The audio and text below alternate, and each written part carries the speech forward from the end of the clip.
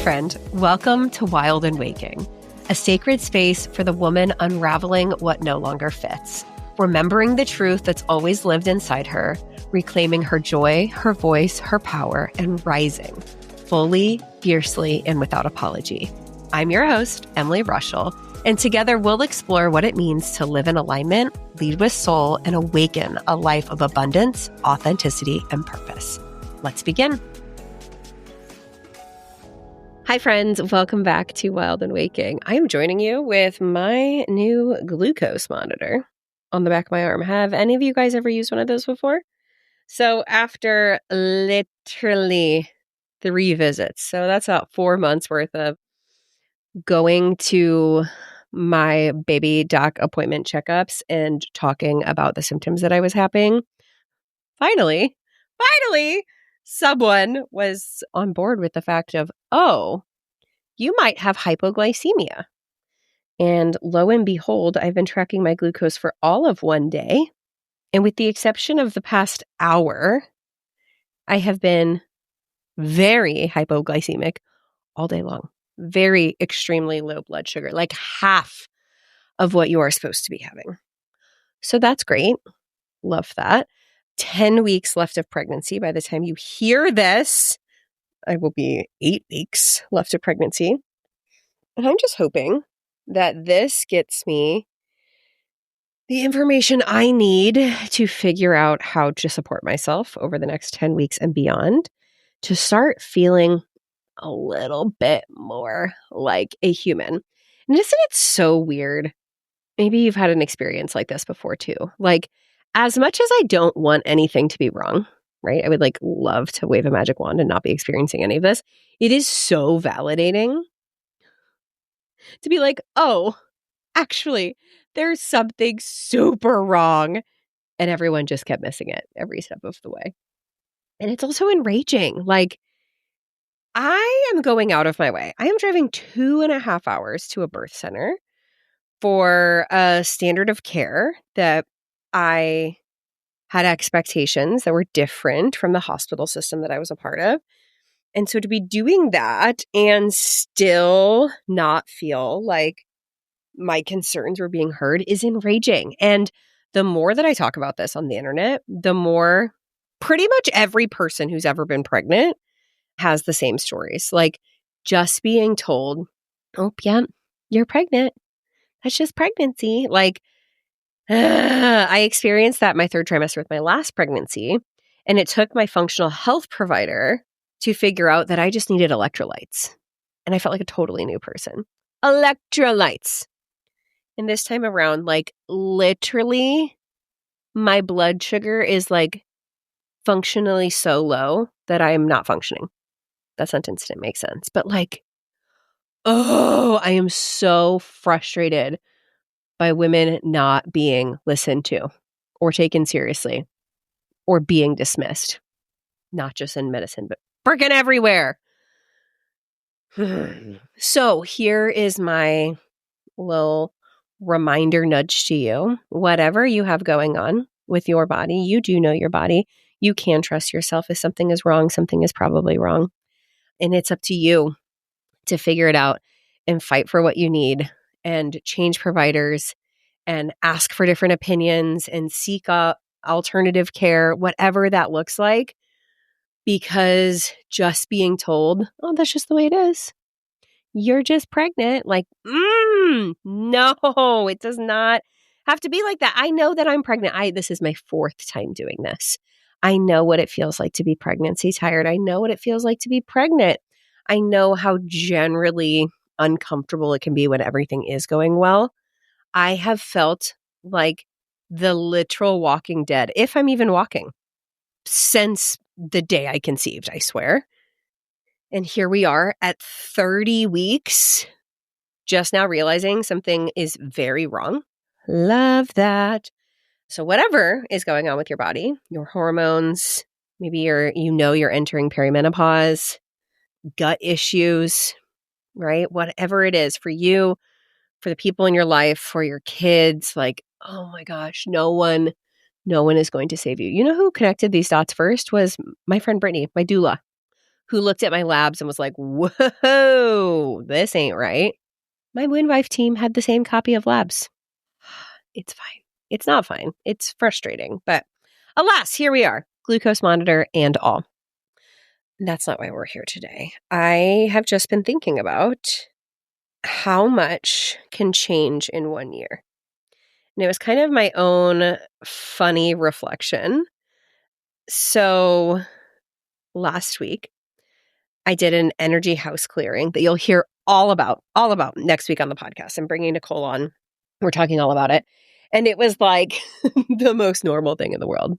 She's like communicating with my house. We're like doing all this stuff. And there were some crystals that she encouraged me to buy with different intentions. And, as I'm doing my own cleansing of the space, like how to use them, where to put them, yada, yada, yada. And I'm like, yep. Okay. I'm just like writing notes down. I go to make the order. I ordered them from a crystal shop that I discovered this time last year. It was like Thanksgiving of 2024. I didn't think twice about it, got the package in the mail, and I'm unwrapping it. I had also ordered some candles and some fun things like that. Because, if you're already ordering an order, you may as well get free shipping. And it kind of stopped me in my tracks. And I laughed because I remember going into this crystal shop. And I had like never really purposefully been in one before. Not that I had like never been in one, when you're like on vacation and you're just going in every little shop and looking at every little thing, even if it's something you like don't even care about, just because it's fun to go browse. But in walking into this shop, it was like right as I would say like my spiritual journey was like just starting to peek open. And I remember going in here and being like, is this bad? Is this wrong? I don't think so.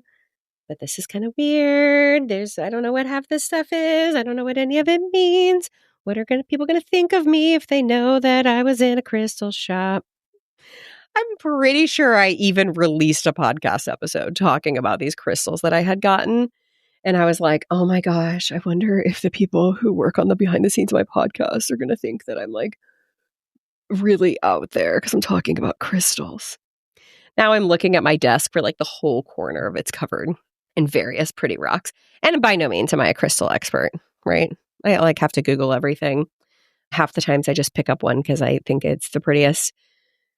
I've just now started to buy some based on like what they mean. Okay, like I'm still pretty new at this whole situation, but like the idea of crystals doesn't freak me out, right? Like I just did a house clearing with a medium last week. I have had oh my gosh, I had an Akashic record session. Layla's also coming out on the podcast. Like I have done all sorts of medium healer related work. I've been Reiki attuned. Like I'm like openly creating content and conversations that are exploring all of these ideas and facets of spirituality and like big time openly questioning the church as an institution, the patriarchy, capitalism as a whole, like openly sharing content that is massively critical of this administration, right? And I just remember this time last year having the awareness that I was evolving in a way that was different and bigger than anything that I had done before, right?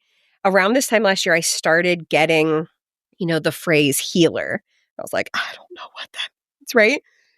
I remember having some really hard conversations with some of my friends being like, I think I'm stepping into things that are like really going to make me different and people are not going to like it. And like, am I okay with that? Like, am I equipped to be able to hold that?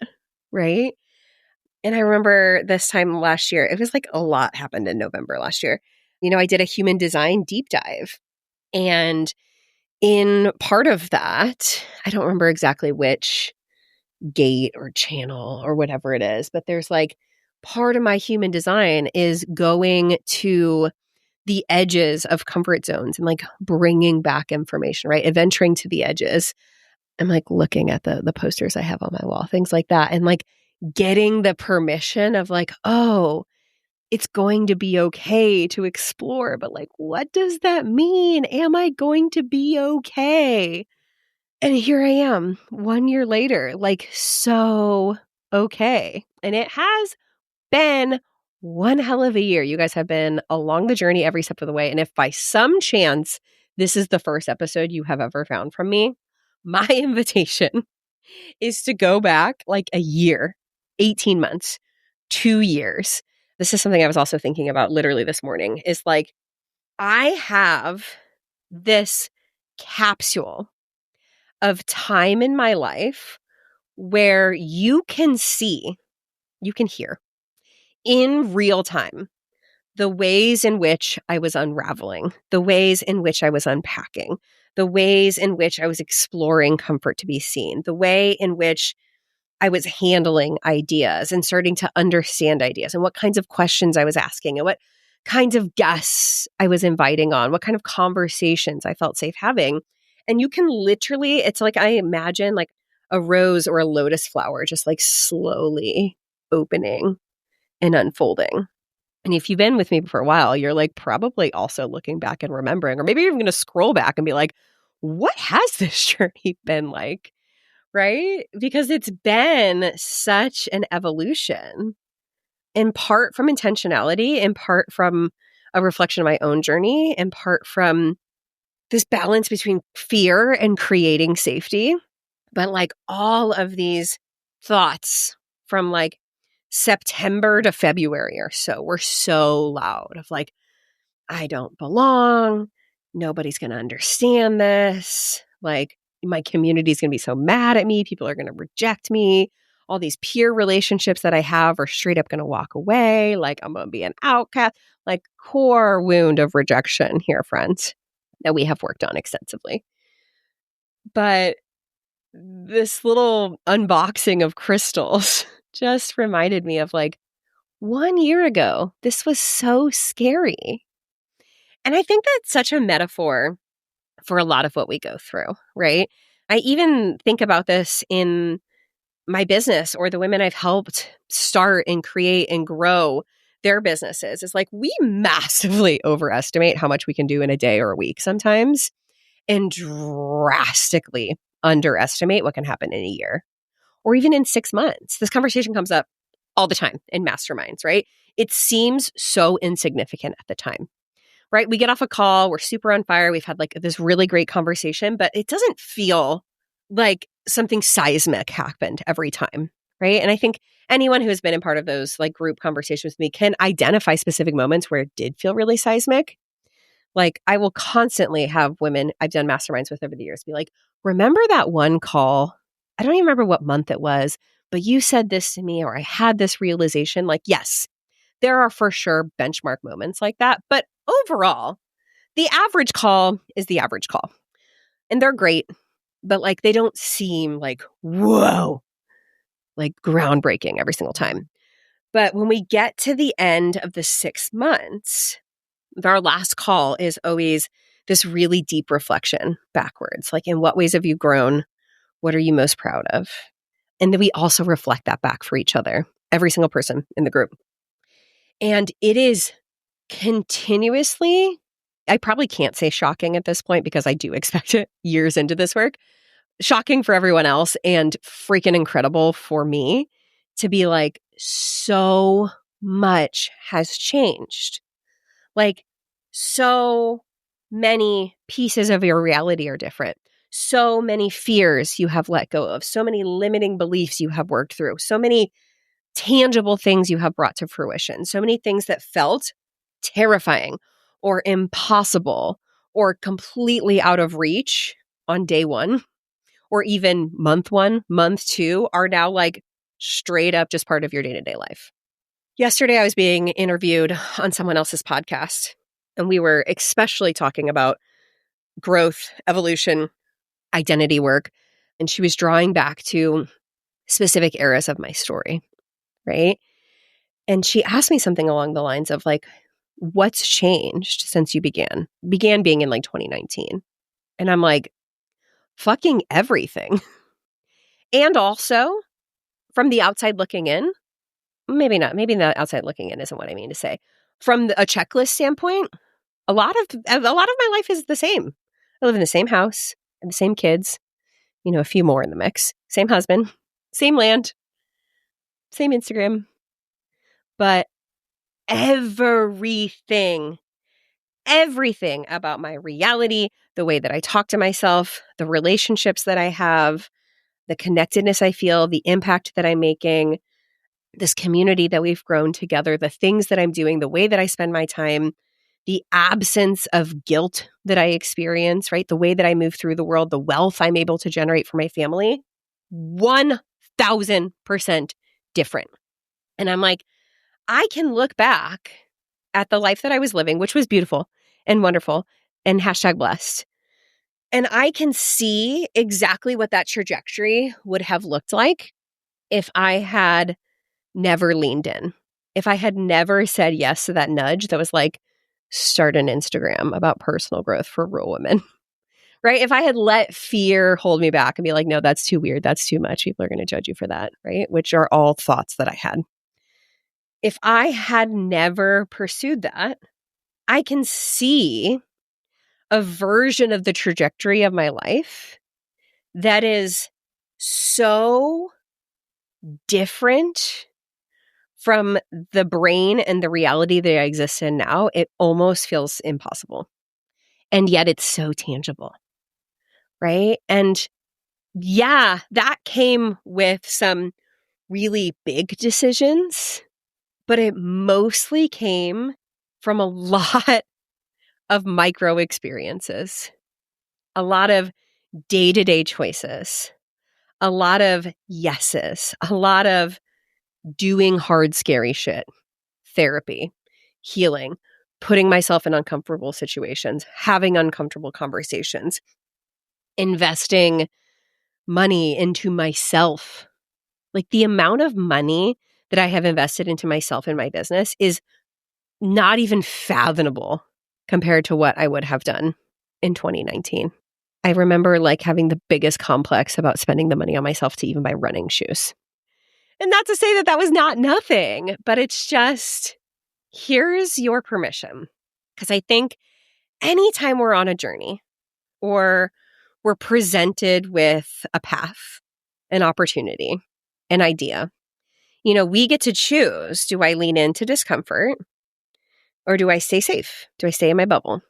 Right? And that doesn't mean, oh my gosh, jump on every idea that pops into your head, right? That's how we get super burned out, right? That's not alignment either, right? But I know that you can think of something that you have done or not done and what that felt like and what that meant for you. And I know that if you are a regular listener to this podcast, you are in it doing the work with me. It might not be building a business, might not be sharing on Instagram, right? But at some point, you chose the path of growth. And maybe, like me, it started with goals and habits and tracking our water. But we chose that kind of intentionality. And so many times over and over again, we've chosen to ask hard questions, to sit in hard conversations, to look in the mirror, to befriend the depths of ourselves, to get into our bodies, to start therapy, to question systems and structures and ideas and conditioning and expectations that were handed to us. And that has looked a million different ways over the course of the time that you and I have known each other. But if you really look backwards, if you measure backwards, look at how far you've come. And maybe you, like me, externally, it doesn't seem like a lot's changed. Maybe you're in the same job, same kids, same house, same marriage. But how much have you changed? How much has your relationship with yourself changed? How much has your relationship with the world changed? How much has the permission that you've given, the expectations that you've laid down? How much have your relationships with other people changed? How much has your worldview changed? How much about what you believe to be possible has changed? And maybe since we've gotten to know each other, you have made some really freaking big changes, career changes, finally asking for what you're worth, starting the business, launching the podcast, writing the book, joining, a mastermind, leaving the relationship, starting the relationship, changing seasons in motherhood, moving to a different city, right? This looks different for all of us. But look at how far you've come. In the moment, these changes often feel seemingly insignificant. But when you look at the span of a month, 6 month, 1 year, 3 year, 5 years, 10 years, your entire reality can shift based on the intentionality and permission you have to evolve. And for that, I am so freaking proud of us. Thank you for giving yourself permission to grow. Thank you for giving yourself permission to be curious. Thank you for laying down the expectations and conditioning that no longer serves you. Thank you for going deeper into yourself, into your soul's journey, into your intuition. Thank you for exploring things and deciding whether or not they resonate. Thank you for the ways that you have softened and set down the hustle and really leaned in to what matters most. Thank you for all of the ways that you have let go of the bullshit and done it scared. I'm so proud of you. And much like this time last year, I was really swimming through, I won't say drowning, maybe a little bit drowning. I was doggy paddling, treading in fear and in insecurity and in, oh my gosh, am I going to be okay if I buy some pretty rocks at this store in California? You're going to be okay. We are all going to be okay. You are on this beautiful journey called life. There is no wrong choice you can make because every decision, every step, every idea, every book, every podcast episode you listen to, every kind thing that you say to yourself, everything is getting you one step closer down your journey to where you're meant to be. I am so proud of us. And maybe you have your own version of being able to look at a beautiful corner of your desk now filled with a rainbow of crystals that you love so dearly. And I want you to celebrate that, whether or not they're actually crystals, right? But what does that mean for you? What is the tangible representation of just how far you've come? And it doesn't have to be big or flashy or mean anything to anyone else, but it means something to you and it means something to me. And I'm so proud and so forever grateful to be on this journey with you. Until next week. Hey friend, I hope this conversation sparked something real in you. Something that feels like truth, curiosity, or the courage to keep becoming. If this episode resonated, I'd love for you to share it. Take a screenshot, post it to your stories, or send it to one of your friends. You can always find me over on Instagram at Emily Rushel, where I love continuing these conversations and hearing your takeaways. Truly, your DMs are one of my favorite parts of podcasting, so don't be shy. I'd love to reflect and connect with you over there. I'm so grateful to be surrounded by a community of women who ask hard questions, sit in the discomfort of the unknown, blaze new paths forward, and ultimately come home to their wild and waking selves. See you next week.